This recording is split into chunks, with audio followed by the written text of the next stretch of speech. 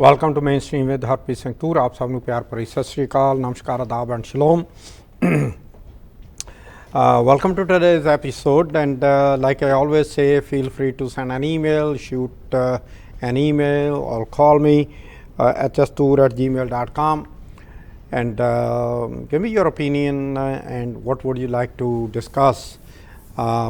Even though when I meet the people on the street, they talk about some of the things, and everything cannot be discussed because some of the things are not actually in the preview of what I'm trying to do here, but at the same time there are few things I think they are worth mentioning because they one way or the other affect the community. This Sunday, day before yesterday, there was a Vaisakhi Mela in Long Island, and originally Harbhajan Maan was supposed to be there. And whatever the reasons were, only the organizers would know because they mentioned that he was declined the visa. So that is something between Harbhajan Singh Maan and the organizers. I have no idea what went wrong or where it went wrong or if it went wrong. But there was one thing for sure, that some of the people, when I was over there, they reached out to me and they were adamant about me that I should go and talk to the management right now and they should make an announcement, this and that. And I told them, I said, listen, this is not appropriate. They are organizers. Yes, you want your issues to be discussed, I will discuss that.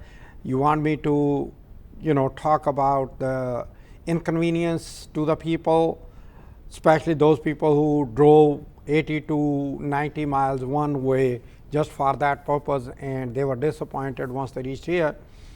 So that's what I'm trying to convey here to the organizers as well as to the viewers.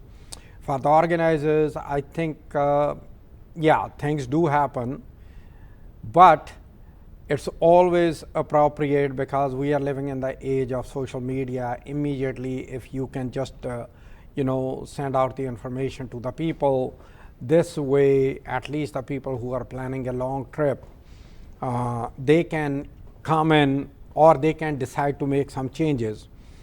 Not necessarily that they will not come.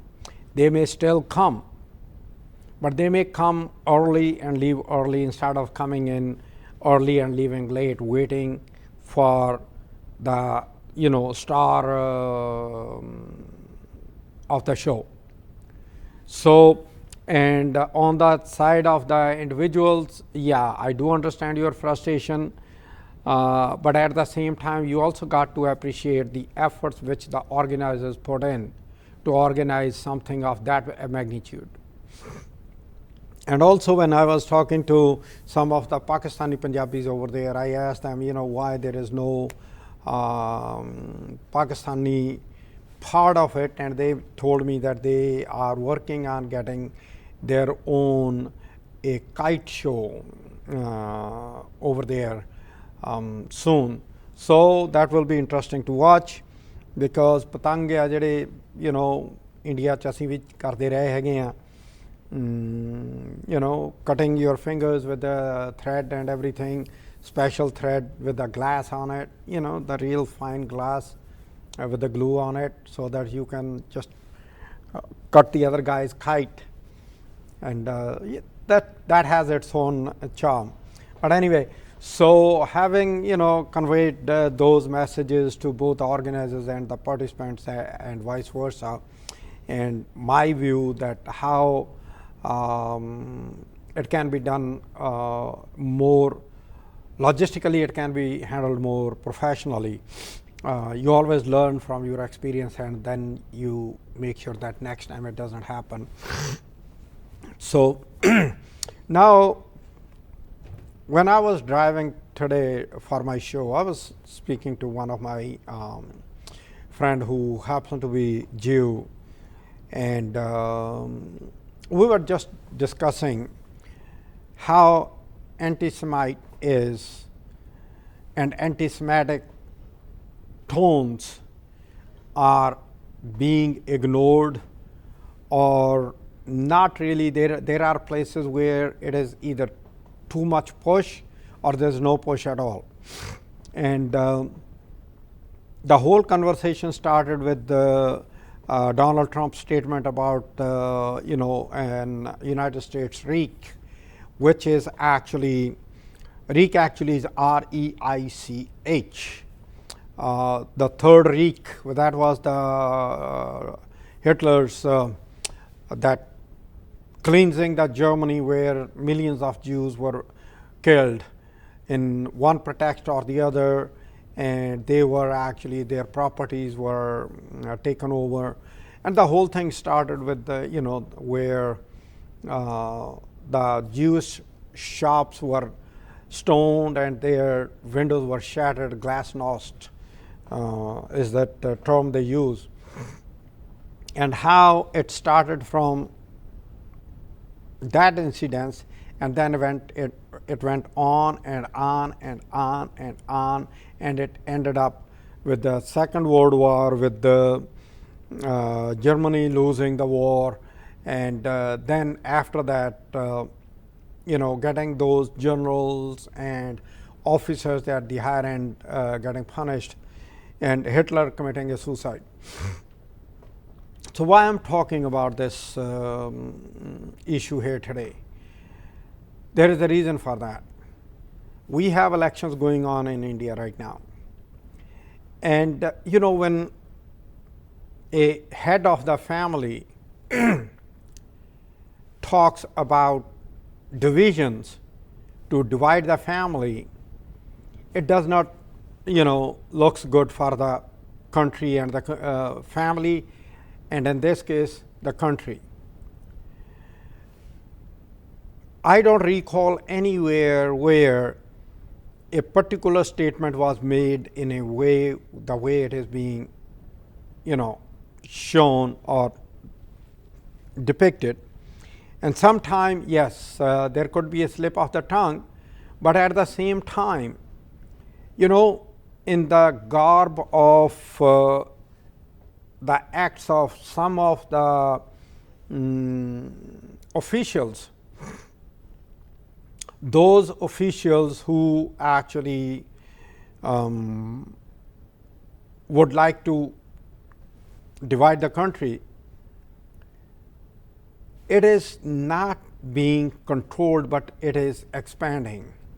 And the interesting thing is, I did talk about this, then when in Haryana, where there was a majority Muslim population, they unveiled a statue of King of Mewat to appease the Muslim community, whereas in rest of the country, the same Muslim community is being vilified in the name of that they will take over the country, their population is blah, blah, blah.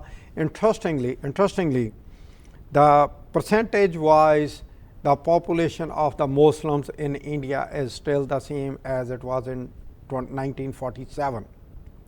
In 1947, it was 12 point some percent, and now it is 13%. So in 70 plus years, and not only that, they are actually depriving the Muslims that freedom of movement. It is like, and I'm sorry I'm saying it here, which is a fact, any government which comes into the center, they vilify the Sikhs only when they need them. When they need them in the front to face the Chinese troops where nobody else can stand up to them, put up the Sikh regiment. You need them on the western front, put up the Sikh regiment. But when it comes down to a French president comes and visits India, who has passed a law that no facial recognition will be allowed at all in any place, in public place or public schools, and he was the chief guest at Republic Day parade, guess what happens? The Sikh regiment is taken out of the Republic Day parade, which has never ever happened. And then they put it back next year when it was not the French president. So what I'm saying here is that these kind of policies, they do not strengthen any country. sooner or later they come back to haunt you.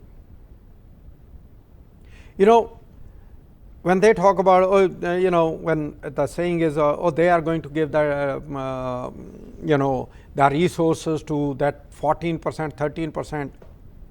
Nobody talks about scheduled caste and scheduled tribe, which constitute close to about 40% of the population, and they have always been deprived of the resources, the dignity, and respect.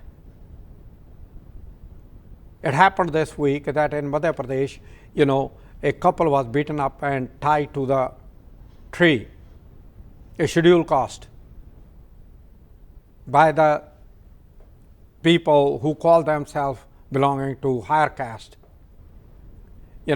So when these kind of rhetorics go on and on and on, they actually hurt the fabric of the country.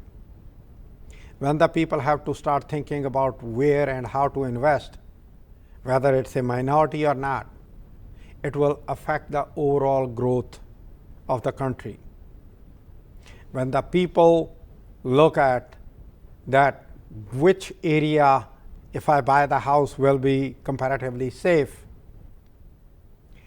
that is called segregation.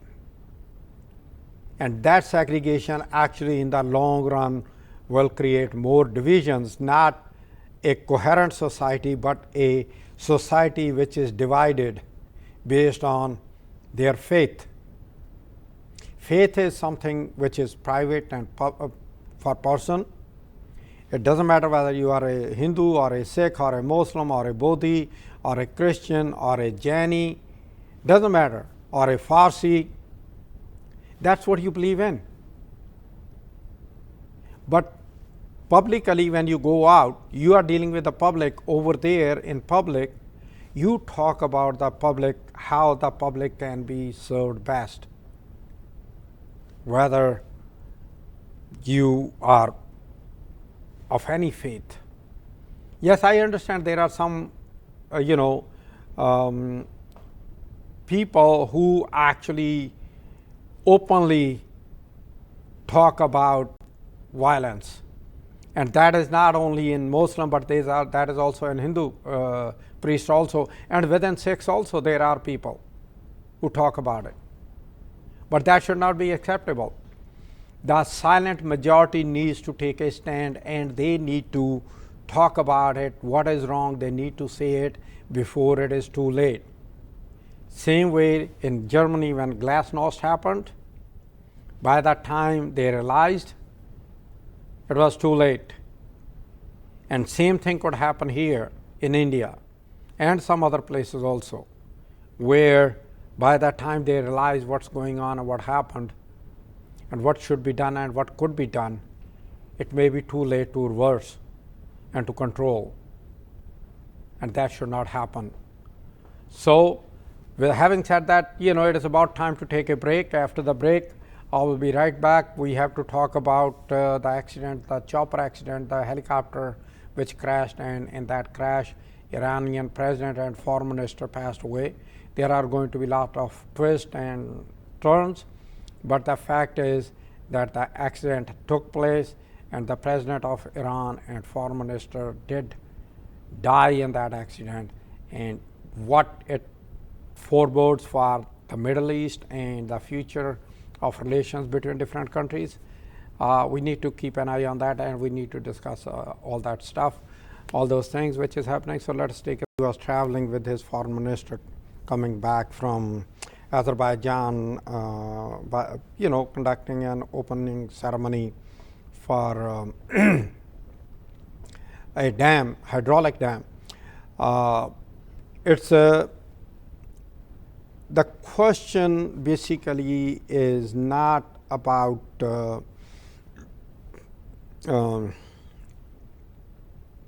what Iran actually stands for. Yes, it does matter. But right now here we have this a president of a country who died in a helicopter crash, which actually did set back some of the things which Iran probably was planning. whether good or bad. In the meantime, we should not forget that this war in Gaza, in the Middle East, it was, if Hezbollah was constrained, it was Iranians who didn't want to escalate the war. Yes, when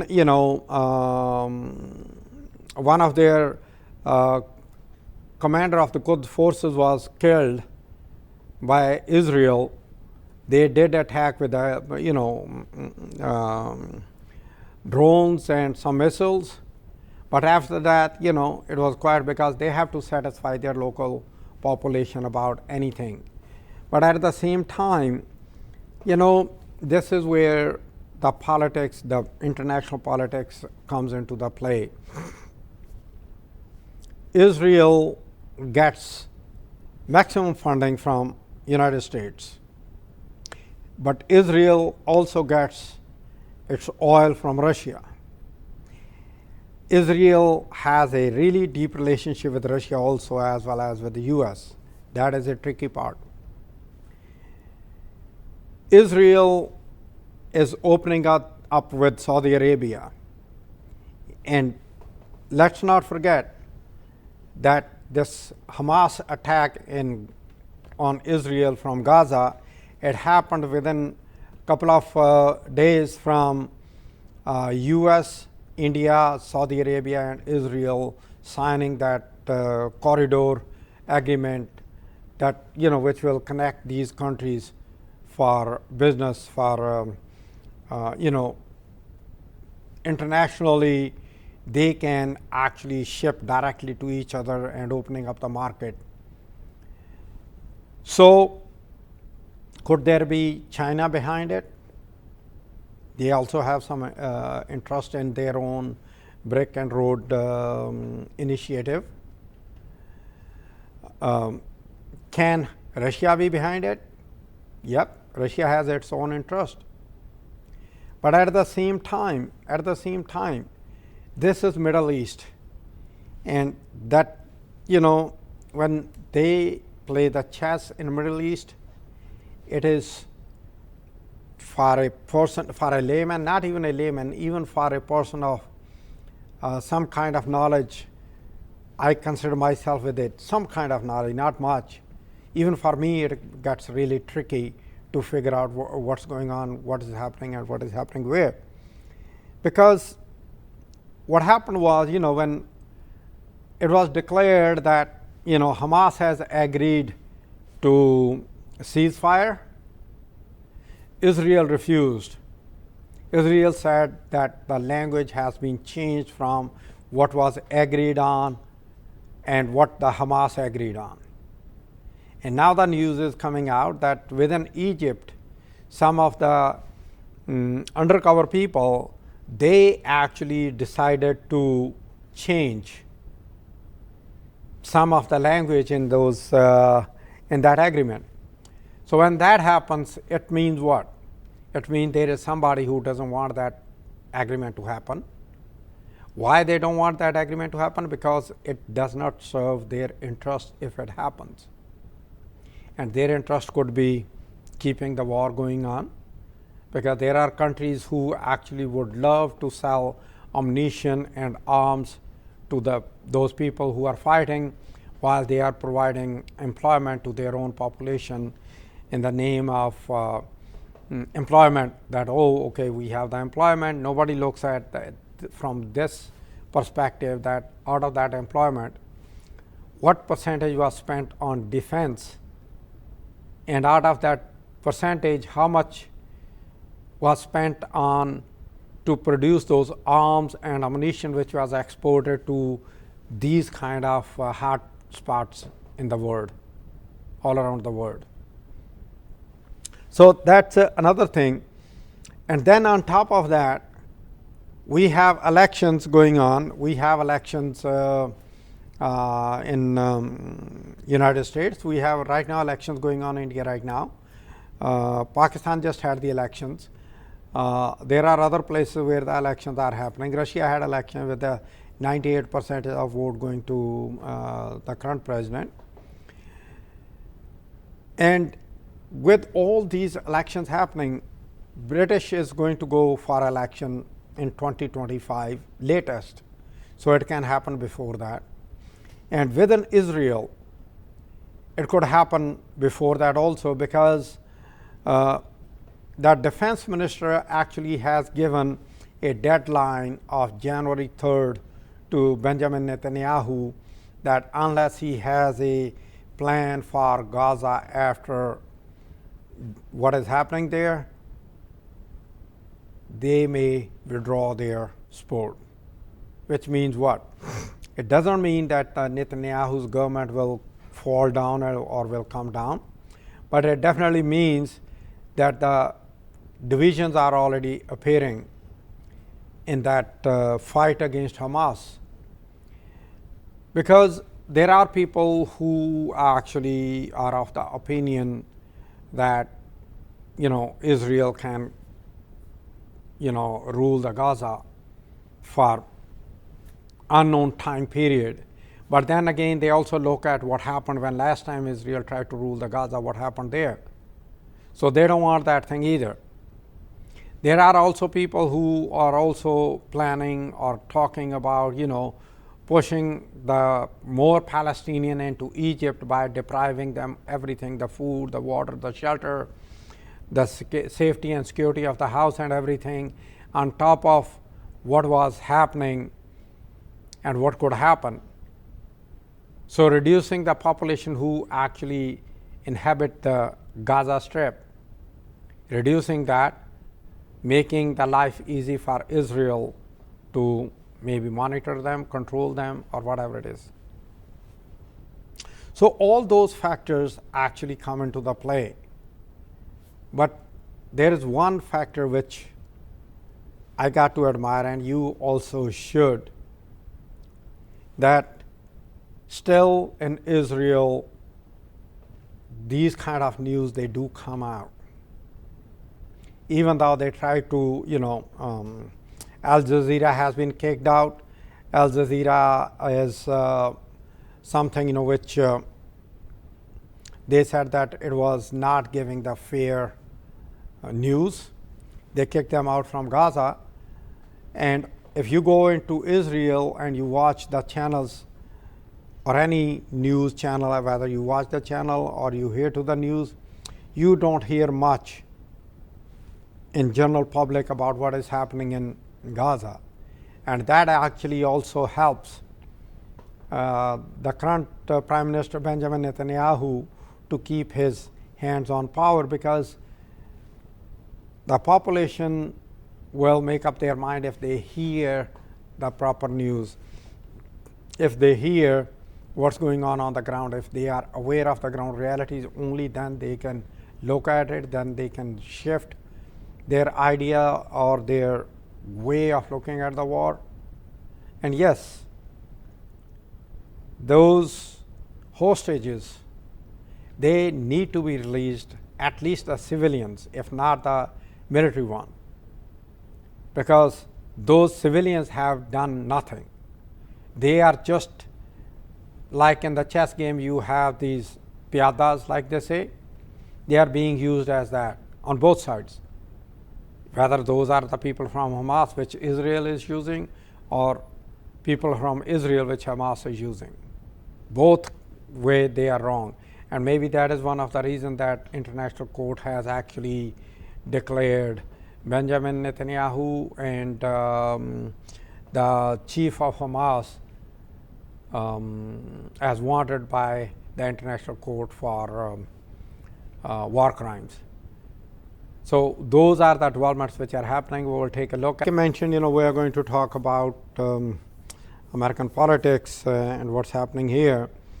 As we all know that today the defense also rested its case in Donald Trump's hush money trial, like they say. And interestingly, the point basically is, do we really want our kids to have, for me, a person like Trump as a role model? even though he became the president, he achieved all that. Do we really want somebody like him who has so many divorces, so many scandals, and he bullied around everybody? And we should not forget that all that training was given to him by an attorney who was an attorney for Kevin McCarthy in 1950s, who actually used his time at that time to anybody who he did not like to label as communist. And at that time, because it was the beginning of the Cold War, anybody getting labeled as a communist was literally end of that person's career, whether it was political or otherwise. And the other thing is not to admit ever and apologize ever for whatever you did or whatever you do.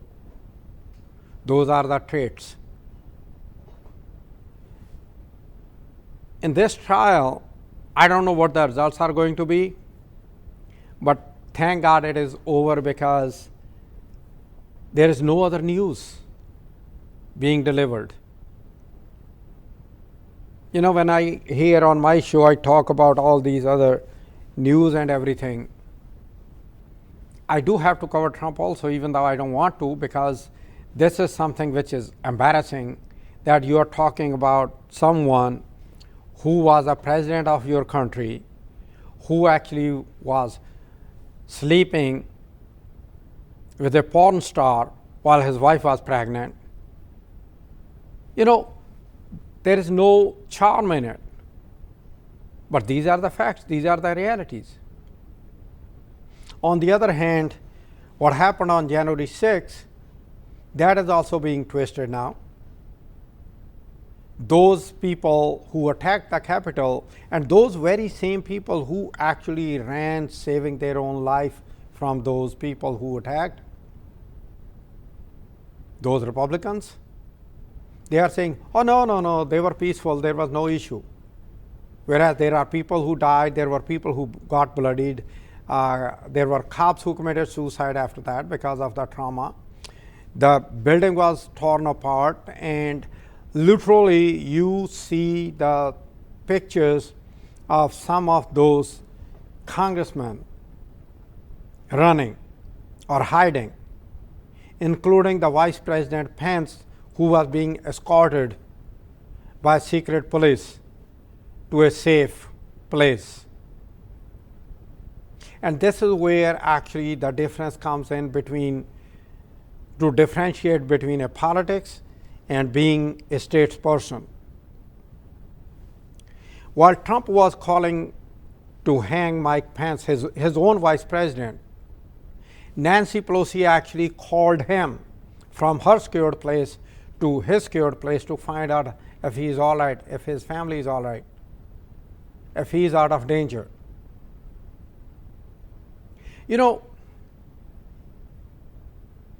To serve, I always say this, during my previous campaigns I said that, and probably down the road whenever I run again, which I probably am, I will be saying it, that to serve is human.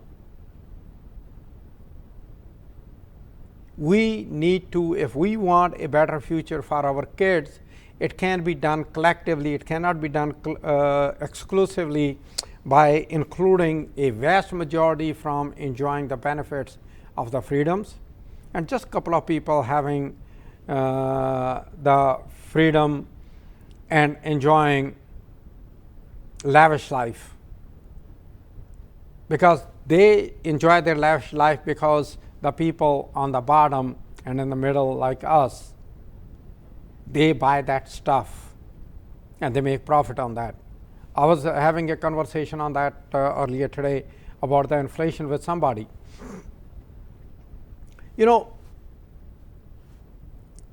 People, don't understand that the President of United States does not have that much control on inflation.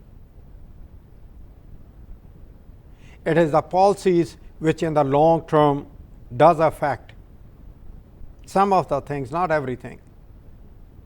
Nobody is talking about how, this where we are today, that how everything was shut down during the COVID, how these business people who own those factories and who own the shares in all these manufacturing big plants, they decided to jack up the prices because they felt comfortable that they can do it now under the pretext of short supplies. How the supplies got short? Because they stopped producing. Why they stopped producing? Because of the COVID, there was no demand, and they're like, because there is no demand, we are doing it. We're not producing. At the same time also, there is this model which was being implemented over the last couple of years, I think for last maybe 20 years, maybe even before that, that produce on demand. It used to be that the goods will be produced, they will get delivered to warehouses, and from those warehouses, then it will get supplied based on if there is an increase in the demand. The stock in the warehouse will go down, and they will replenish the stock, and continue that cycle. Now it is not like that. Now it is like, okay, the goods come in, then from there they get distributed to different areas, and from there the people buy. If all of a sudden the demand goes up, the goods are not there because there is no extra stock in any warehouse which can be used to replenish those shelves in the stores. That's why, whenever there is a warning about the hurricane, you run out of supplies in any store. Doesn't matter where you are in the United States. Ukraine-Russia war has actually put in so much pressure on food supplies. Nobody talks about that. Inflation in Europe is much worse than here in the US. The reason is because in Europe was more dependent on Ukrainian wheat and sunflower oil and some other basic goods. And then we also have the war going on in the Middle East, and there are some countries who produce, some of the products. They are not there anymore. And on top of everything here, Trump was wrong and Joe Biden is also wrong. That by putting, tariff on the goods, that tariff actually we end up paying. You and I pay for that. I understand you want to reestablish your own industries and stuff like that. First, industries were killed one by one because the goods were cheaper to produce in China. And I still remember, Walmart used to have an ad where it will knock off a couple of cents, by rolling that price index, rolling it down, that okay, these goods are cheaper by this many penny now, these goods are cheaper by these many pennies now, because the labor in China was much cheaper as compared to the cost of labor here in the United States. And those factories got shut down here and shifted over. And yes, one more thing, which I'm going to talk here, and that is that Biden's decision to not to allow Japanese steel company to take over US Steel, I think I admire that, because if that could have happened, another industry could have probably gone down. And then any industry, once it is down, it takes years to revive. Now the investment is being done into the chips and all those manufacturing to bring it back.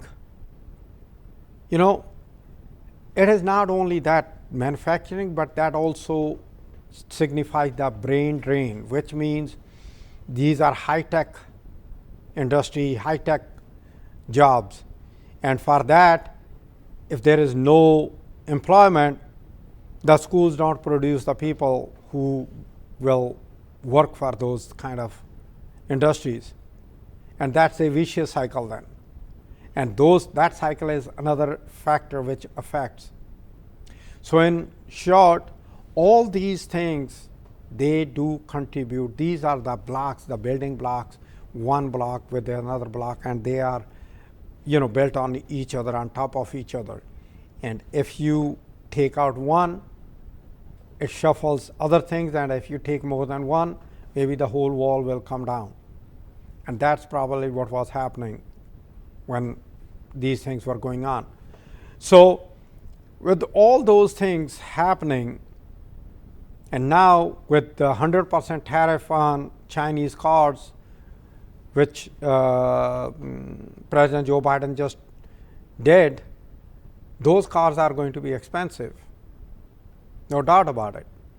But at the same time, those expensive cars, to pay for them, the money is coming from your pocket and my pocket. Like when Trump put up the tariff on, the wood coming from Canada, a 30% tariff, those prices never came down because tariff never went out. But at the same time, we end up paying the higher prices for everything. And that is something which we should not be happening. If we really have a free market economy, the free market economy should be allowed to function that way with the free market. That's how it works. Not by indulging in these kind of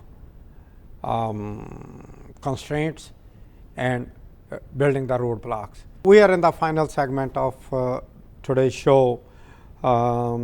Before I wrap up, I will still like to repeat few of the things which I already talked earlier in the show. The death of the president of Iran and finance minister, it's a loss for the country, and for that region, it's a big loss, no doubt about it. Number two, the elections happening in India, the rhetoric coming out where the minorities are being vilified, they need to be stopped. And what really surprises me is that people just talk at each other. The TV audience, they just love all these people fighting like we used to have the cockfights when we were growing up, and that's how Murgan di ladai jehdi hegi that's what it is like, and nobody is really talking about that. Okay, on this issue, what is your opinion, how you will handle it? On this issue, what is your opinion, how you will handle it? And nobody is actually questioning. I'm surprised that the Prime Minister did sit down with India today, which is a very friendly news outlet with the Prime Minister, because they did not question him about the territory loss to China. They did not question him about his changing rhetoric on minorities from one place to another. They did not ask him about the bond scam which happened. They did not ask him that how ED is being used or abused on the opposition candidates. And those are the issues which need to be discussed. Same way here in the United States right now, whenever Trump speaks something, he doesn't talk about issues. He talks about how he will rule United States as a dictator, whether he will become dictator from day one, whether he will create United States weak, or he will do something. He will deport the immigrants. He will lock up 11 million immigrant and deport them, and nobody questions how you are going to do it, who you are going to consider as undocumented, and how you will verify. And another thing, those people who are homeless and who are born here in the United States, U.S. citizens. You know, when they were removed from wherever they were living, whatever document they had to prove, they are not there anymore. So how they will get any proof? That actually reminds me of a friend of mine, you know, who was born here. He needed a driver license. He did not have the passport. He did not have, you know, he could not find his birth certificate. He lost his driver license and he needed to apply for a new one. And they needed him to produce an ID that he is what he is. And I'm talking about this guy who lives in a house. So this is another challenge.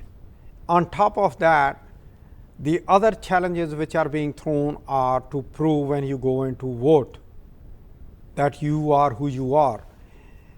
And then on top of that, there are going to be gun-toting people outside scaring you, maybe even approaching you and asking you, show me your documents, even though they have no right to ask you. And would somebody interfere from the law enforcement at that time? It depends where you are in this country. Because some of the law enforcement people, they may just look the other way around. Because we have seen happening to the people of different color. So it may happen to us too. So be careful when you talk about, you know, following blindly anybody, and when you ignore the warning signs, then your turn could also come one day in this country, in the United States. When Japanese were interned, it was not that long ago. When the Chinese were treated that way, it was not that time long ago. And when the Sikhs were targeted after the incidences which happened where the people who were involved, they were from a different faith, Sikhs became the target. So that should not be forgotten. And that actually reminds me, you know, in an Indian election in Punjab, we have a candidate, Amritpal Singh. There are people who are planning to support him. I'm not one of them.